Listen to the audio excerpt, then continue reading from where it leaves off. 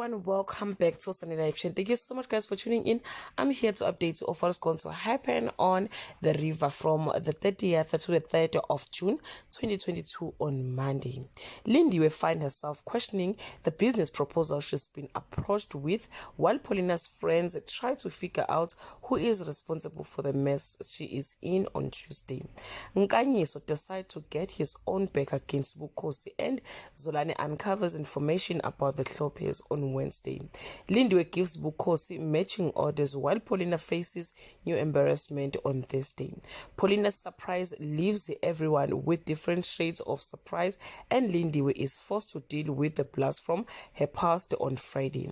Lindiwe discovers that the past has a way of coming back to life.